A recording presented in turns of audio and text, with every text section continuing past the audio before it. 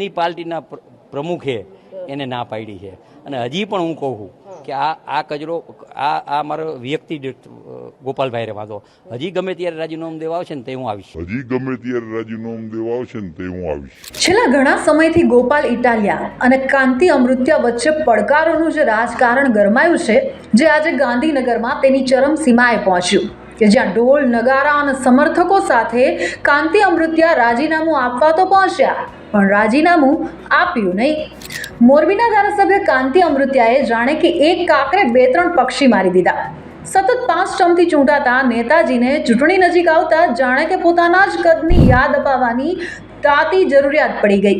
બાકી આવા ઠાલા પડકારો કરતા મોરબીમાં કરવા જેવા બીજા ઘણા કામો છે ખરા.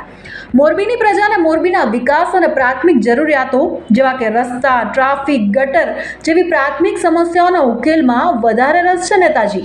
તો આ તરફ વિસાવદર જીત્યા પછી આમ આદમી પાર્ટી અને ગોપાલ ઇટાલિયાનો આત્મવિશ્વાસ 7મા આસમાને છે, જ્યાં ગોપાલ તો જાણે પોતાને મુખ્યમંત્રી પદના પ્રબળ દાવેદાર જ માનવા લાગ્યા છે. અને આમ આદમી પાર્ટીને તો આ પ્રકારની જેટલી ચર્ચાઓ થશે તેટલો વધુ ને વધુ લાભ મળશે. ત્યારે સવાલ એ થાય છે કે શું વિસાવદરની જનતાએ જે વિશ્વાસ ગોપાલ કે આપ પર મૂક્યો છે તે છોડીને ખરેખર શું ગોપાલ રાજીનામું આપી મોરબીથી લડવા તૈયાર થશે ખરા? શું આ પ્રજા અને તંત્ર પાસે ખરેખર વારંવાર ચૂંટણીઓ માટે એટલો જ સમય, ઉર્જા અને મુદ્રા પણ છે ખરા?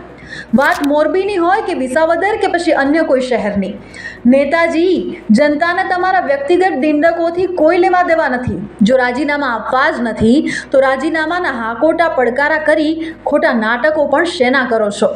ये जो पब्लिक है ना वो सब जानती है. ખોટા હોબાળા પણ અને સસ્તી પ્રસિદ્ધિના ડિંડકો પણ.